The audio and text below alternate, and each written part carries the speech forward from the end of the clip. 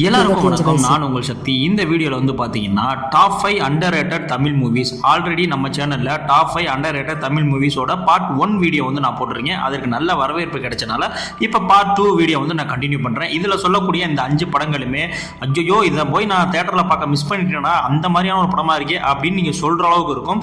வாங்க இப்போ நம்ம லிஸ்ட்டுக்கு போகலாம். இதில் நம்ம ஃபஸ்ட்டு பார்க்க போகிற படம் என்னன்னு பார்க்கறதுக்கு முன்னாடி அந்த படத்தினுடைய கதை என்ன அப்படின்றத வந்து பார்த்துருவோம். படத்தினுடைய ஆரம்பத்தில் ஒவ்வொரு போலீஸ் ஸ்டேஷன் முன்னாடி வந்து பார்த்தீங்கன்னா ஒரு சின்ன பாக்ஸ் கிடக்கு. அந்த பாக்ஸை ஓப்பன் பண்ணி பார்த்தா அதில் எரிஞ்ச நிலையில் கை, கால்கள், மூஞ்சி அந்த மாதிரிலாம் இருக்குது. இதெல்லாம் வந்து யார் பண்ணுறா அப்படின்ற மாதிரி கண்டுபிடிக்கிறதுக்காக போலீஸ் வந்து ஒரு டீம் வந்து களத்தில் இறக்கி கண்டுபிடிக்கிறாங்க, தேடுறாங்க. ஒரு சுச்சுவேஷனில் அவங்க வந்து ஸ்டன் ஆகி நின்றாங்க, இதுக்கு மேலே முடியல, யார் பண்ணான்னு தெரியல அப்படின்னு. ஸோ அவங்களுக்கு ஹெல்ப் பண்ணுறதுக்கு நம்மளுடைய கதாநாயகன் வந்து உள்ள என்ட்ரி ஆகிறாப்புல. அவர் வந்து பார்த்தீங்கன்னா ஒரு ஸ்கெட்ச் ஆர்டிஸ்ட் அவரு. ஸோ அவர் களத்தில் இறங்கினதுக்கு அப்புறம் படத்தில் என்ன நடந்துச்சு அப்படின்றது தான் இந்த படத்தினுடைய ஒன்லைனர் ஸ்டோரி. இந்த படம் வந்து பார்த்தீங்கன்னா 2024 ஷெரீப் டைரக்ஷனில் ரிலீஸ் ஆன ரணம் அறம் தவறேல் இந்த படம் தான். இந்த படத்தை பொறுத்த வரைக்கும் இது வைபவனுடைய ஒரு 25வது படம். உங்களுக்கு ஸ்லோபன் த்ரில்லர் படங்கள்லாம் பிடிக்கும் அப்படின்னா இந்த படத்தை நீங்கள் தாராளமாக ட்ரை பண்ணலாம். அந்த அளவுக்கு வந்து ஒரு ஒர்த்தான படம். இந்த படத்துலையும் படத்தினுடைய கிளைமேக்ஸ் ட்விஸ்ட்டை உங்களால் கண்டுபிடிக்கவே முடியாது. அந்த அளவுக்கு ஸ்க்ரீன் பிளே வந்து பக்காவாக ஒன்று பண்ணியிருப்பாங்க. ஃபர்ஸ்ட் ஹாஃப் மட்டும் கொஞ்சம் ஸ்லோவாக போகும். ஸோ நீங்கள் அதை மட்டும் பொறுத்துக்கிட்டீங்க அப்படின்னா ஒரு செம்மையான ஒரு சினிமா வந்து இந்த படத்தினுடைய செகண்ட் ஹாஃபில் இருக்குது. ஆனால் இந்த படம் ஒரு ஸ்பானிஷ் படத்தினுடைய ஒரு தழுவல் தான். ஸோ நீங்கள் ஸ்பானிஷ் படம் நிறையா பார்த்துருந்தீங்க அப்படின்னா கண்டிப்பாக நீங்கள் கண்டுபிடிக்கிறதுக்கான வாய்ப்பு வந்து அதிகமாக இருக்குது. என்னை பொறுத்த வரைக்கும் இந்த படம் மோஸ்ட் அண்டர் ரேட்டடான ஒரு தமிழ் படம் அப்படின்னு சொல்லுவேன். நீங்கள் பார்க்கல அப்படின்னா கண்டிப்பாக அந்த படத்தை வந்து வாட்ச் பண்ணுங்கள். இந்த படம் உங்களுக்கு ஆஹா ஓடிடி, அமேசான் பிரைம்ல ரெண்டுலையுமே இருக்கு. ஸோ நீ பார்க்கல அப்படின்னா கண்டிப்பா அவரோட வந்து வாட்ச் பண்ணிட்டு வாங்க. வாங்க இப்போ நம்ம ரெண்டாவது படம் என்னன்னு பார்க்கலாம். அதுக்கு முன்னாடி ரெண்டாவது படத்தினுடைய கதை என்ன அப்படின்றத சொல்லிடுறேன்.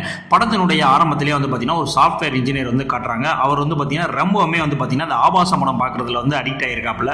அந்த மாதிரி அவர் ஆபாச படம் பார்த்துட்டு இருக்கும்போது அவருக்கு ஒரு ஃப்ரெண்ட் ரெக்வெஸ்ட் வந்து வருது. ஸோ அதுக்கும் வந்து ஃபாலோ கொடுத்துட்டு அதில் வந்து சேட் பண்ணிக்கிட்டே இருக்காரு. அது மட்டும் இல்லாமல் ஒரு ராங் காலும் வந்து அவர் வந்து டிஸ்டர்ப் பண்ணுது. இதெல்லாம் வந்ததுக்கப்புறம் அவருடைய வாழ்க்கையில் நடந்த சம்பவங்கள் தான் இந்த படத்தினுடைய ஒன்லைனர் ஸ்டோரி. இந்த படம் ஜெயபிரகாஷ் ராதாகிருஷ்ணன் அவர்களுடைய டைரக்ஷன்ல 2016 ரிலீஸ் ஆன லென்ஸ். இந்த படத்தை பொறுத்த வரைக்கும் இது ஒரு அடல்ட் படம் தாங்க. பட் சொன்ன விஷயங்கள் வந்து அவ்வளோ போல்டாகவே இருந்தாலும் படத்தை நீங்க 18 வயசுக்கு மேலே இருந்தால் மட்டும் இந்த படத்தை வந்து பாருங்க. ஏன்னா சில விஷயங்கள் வந்து படத்தில் வந்து அப்படியே வந்து காட்டியிருப்பாங்க. அது மட்டும் இல்லைங்க, இந்த படம் வந்து ஒரு லோ பட்ஜெட் படம் தான். வீட்லேயே தான் வந்து படத்தினுடைய மொத்த ஷூட்டிங்குமே வந்து பண்ணியிருப்பாங்க.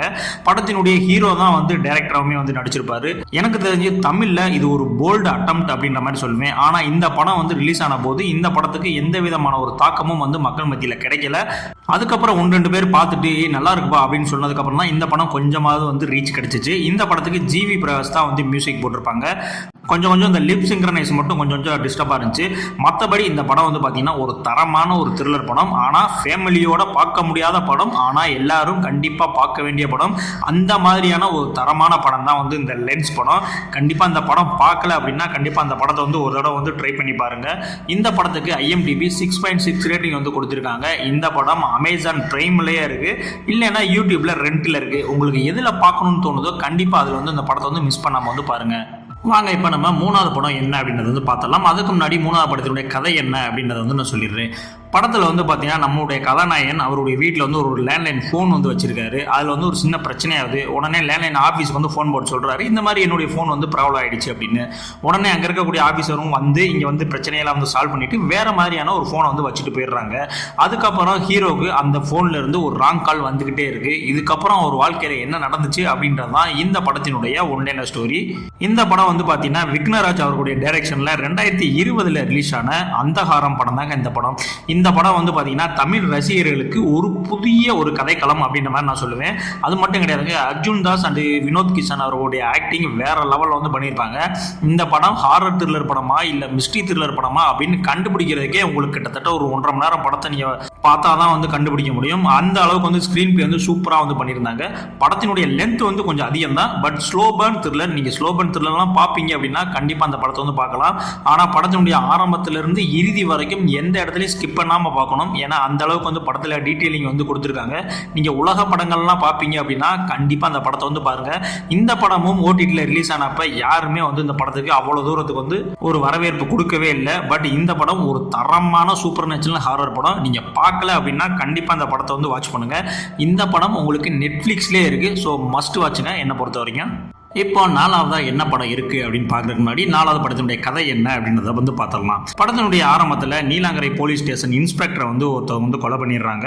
அந்த இடத்துக்கு ஸ்பாட்டுக்கு போகிற இன்னொரு கதாநாயகன் வந்து பார்த்தீங்கன்னா இவர் தான் வந்து இந்த கொலையை பண்ணியிருக்காரு அப்படின்னு சொல்லி ஒரு அக்யூஸ்ட் வந்து அரெஸ்ட் பண்ணி வந்து கூட்டு வந்துடுறாப்புல. அதுக்கப்புறம் அந்த ஸ்டேஷனுக்கு வேற ஒரு லேடி வந்து இன்ஸ்பெக்டராக வர்றாங்க. ஸோ அவங்களுக்கு வந்து பார்த்தீங்கன்னா இல்லை இவர் கொலை செஞ்சிருக்க வாய்ப்பு இல்லை, நீங்கள் சொல்கிறதெல்லாம் வச்சு பார்க்கும்போது எனக்கு நிறைய விஷயங்கள் வந்து முரண்பாடாக தெரியுது, இது வந்து கண்டிப்பாக இவன் மட்டும்தான் செஞ்சிருக்க கூடிய வாய்ப்பு இல்லை அப்படின்ற மாதிரி அவங்களுக்கு வந்து டவுட் ஆகுது. அதுக்கப்புறம் இந்த படத்தில் என்ன நடந்துச்சு அப்படின்றது தான் இந்த படத்தினுடைய ஒன்லைனர் ஸ்டோரி. இந்த படம் வந்து பார்த்தீங்கன்னா 2020 எஸ்ஜி சார்லஸ் அவர்களுடைய டைரக்ஷனில் வெளியான லாக்அப். இந்த படத்தினுடைய கதைக்கிழமை வந்து பார்த்தீங்கன்னா கண்டிப்பாக ஒரு த்ரில்லர் ஃபேன்ஸ்க்குலாம் பிடிக்கக்கூடிய வகையில் வந்து இந்த படத்தை வந்து பண்ணியிருந்தாங்க. இந்த படத்தினுடைய கதாநாயகன் என்னமோ வைபவ் தான், ஆனால் இந்த படத்தை டோட்டலாக வந்து ஹோல்ட் பண்ணது யாருன்னு பார்த்தீங்கன்னா நம்மளுடைய மங்காத்தா புகழ் வெங்கட் பிரபு தாங்க. அந்த அளவுக்கு வந்து பார்த்தீங்கன்னா ஒரு தரமான ஆக்டிங் வந்து இந்த படத்தில் வந்து கொடுத்துருப்பாப்புல. அவர் உண்மையிலே இப்படி ஒரு பெர்ஃபார்மர் அப்படின்றத இந்த படம் பார்த்த பிறகு தான் தெரியும். ஆனால் இந்த படத்தினுடைய ஃபர்ஸ்ட் ஹாஃப் ரொம்பவுமே வந்து ஸ்லோவாக தாங்க போகும். ஸோ நீங்கள் அதை வந்து அட்ஜஸ்ட் பண்ணி தான் ஆகணும். ஆனால் செகண்ட் ஹாஃப்க்கு மேலே வந்து பார்த்தீங்கன்னா படம் கொஞ்சம் விறுவிறுப்பாக போகும்.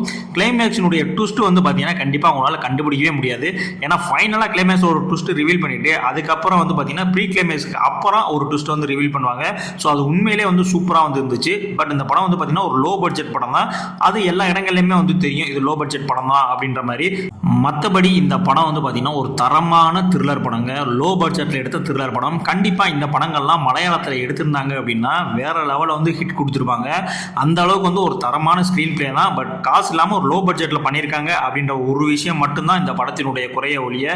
மற்றபடி இந்த படம் வந்து தரமான படம், கண்டிப்பாக எல்லாரும் பார்க்க வேண்டிய படம். இந்த படத்தை நீங்கள் ஃபேமிலியோடய வந்து பார்க்கலாம், அந்த அளவுக்கு ஒரு ஒர்த்தான படம் தான் இது. இந்த படத்தை நீங்கள் பார்க்கணும் அப்படின்னா G5 வந்து அவைலபிளாக இருக்குது. இதுக்கு IMDb 6.3 ரேட்டிங் வந்து கொடுத்துருக்காங்க. ஸோ கண்டிப்பாக அந்த படத்தை வந்து மிஸ் பண்ணாதீங்க. அடுத்து நம்ம ஃபைனலாக பார்க்க போகிற படம் என்னன்னு பார்க்கறதுக்கு முன்னாடி படத்தினுடைய கதை என்ன அப்படின்றத வந்து நான் சொல்லிடுறேன்.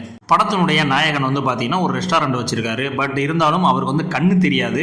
ஸோ அந்த மாதிரி தான் வந்து லைஃப் வந்து மூவ் ஆன் பண்ணிட்டு இருக்காரு. அப்போ அந்த ரெஸ்டாரண்ட்டுக்கு வர்ற ஒரு பெண்ணை வந்து காதல் செய்கிறாரு. காதல் பண்ணி அவங்களுடைய லைஃப் வந்து அப்படியே போயிட்டு இருக்கு. ஒரு சுச்சுவேஷனில் அந்த காதல் செய்யப்பட்ட பெண் வந்து சொல்கிறாங்க, இந்த மாதிரி எனக்கு வந்து நிறைய கடன் பிரச்சனைகள்லாம் இருக்குது, அதை வந்து இன்னும் நான் 2 நாளுக்குள்ளே செட்டில் பண்ணணும், அப்படி இல்லை அப்படின்னா என் ஃபேமிலியை நடுத்தருக்கு வந்துடும் அப்படின்ற மாதிரி வந்து ஹீரோ கிட்ட சொல்கிறாங்க. உடனே அந்த ஹீரோ வந்து நான் உனக்கு சப்போர்ட் பண்ணுறேன் அப்படின்ற மாதிரி சொல்கிறாப்புல. இதுக்கப்புறம் படத்தில் என்ன நடந்துச்சு அப்படின்றதான் இந்த படத்தினுடைய ஒன்லைனர் ஸ்டோரி. நான் அந்த கதையை வந்து உங்களுக்கு சிம்பிளாக சொல்லிட்டேன், நீங்கள் படத்தில் பாருங்கள். இந்த படம் வந்து வேற லெவலான ஒரு படம். இந்த படம் 2017 ரோஹிணி வெங்கடேசன் அவர்களுடைய டைரக்ஷனில் வெளியான அதே கண்கள். இப்போ வரையுமே இந்த படம் ஏன்டா ஹிட் ஆகலை அப்படின்ற மாதிரி எனக்கு தோணிக்கிட்டே இருக்கும். எனக்கு எப்பெல்லாம் போர் அடிக்குதோ கண்டிப்பாக இந்த படத்தை தான் போட்டு பார்ப்பேன். அந்த அளவுக்கு வந்து இந்த படம் வந்து ஒரு தரமாக இருக்கும். படத்தில் சிவதா அண்ட் கலையரசன் அவர்களுடைய ஆக்டிங் வேற லெவலில் வந்து பண்ணியிருப்பாங்க. அதுலேயும் சிவதா அவர்களுடைய பெர்ஃபார்மன்ஸ்லாம் வந்து பார்த்தீங்கன்னா ஃபர்ஸ்ட் ஹாஃபில் வந்து அவ்வளோ காமாக பண்ணிட்டு செகண்ட் ஹாஃபில் ஒரு வேற லெவல் டிரான்ஸ்ஃபர்மேஷன் வந்து படத்தில் வந்து காட்டி விட்டுருப்பாங்க. இப்போவும் சொல்கிறேன், இந்த படம் வந்து தரமான படம். நீங்கள் ஃபேமிலியோட பார்த்தாலுமே வந்து பார்த்தீங்கன்னா ஒர்த்தபுளாக இருக்கும். பார்த்துட்டு நீங்களே சொல்லுவீங்க இந்த படத்தை போய் மிஸ் பண்ணிட்டேமேடா அப்படின்னு சொல்லிட்டு. இந்த படத்துக்கு IMDb 10க்கு 7.3 ரேட்டிங் வந்து கொடுத்துருந்தாங்க. இந்த படம் அமேசான் பிரைம்லேயே இருக்குது. இல்லை நான் யூடியூப்பில் தான் பார்க்க போகிறேன்னா யூடியூப்பில் ஃப்ரீயாகவே இருக்குது, நீங்கள் அதையும் வந்து பார்த்துக்கலாம். இப்போ நான் சொன்ன இந்த 5 படங்களில் என்னுடைய பர்சனல் ஃபேவரட் எதுன்னு கேட்டிங்கன்னா நான் ஃபைனலாக சொன்ன இந்த அதே கண்கள் படமும், மூணாவதாக சொன்ன இந்த அந்தகாரம் படம் தான். ஸோ மற்ற படங்கள்லாம் நான் வந்து மொக்கையாக இருக்குது அப்படின்லாம் சொல்ல வரல. நான் சொன்ன இந்த 5 படங்களில் பெஸ்ட் எதுன்னா இந்த 2 படத்தை தான் சொல்லுவேன். இது வரைக்கும் இந்த 5 படங்களுமே பார்க்கல அப்படின்னா கண்டிப்பாக ஃபர்ஸ்ட் இந்த 5 படங்களை வந்து பார்த்துருங்க. இதே மாதிரியான தமிழ் அண்டர்ரேட்டடான மூவிஸ் இன்னும் வேணும் அப்படின்னா சொல்லுங்க, பார்ட் 3 அப்படின்னு சொல்லிட்டு கமெண்ட் பண்ணுங்க. அதற்கான பார்ட் 3 வீடியோ வந்து நான் வந்து கண்டிப்பாக வந்து பப்ளிஷ் பண்ணுறேன். இதே மாதிரியான அடுத்த ஒரு வீடியோவில் வந்து உங்களை நான் சந்திக்கிறேன். நன்றி.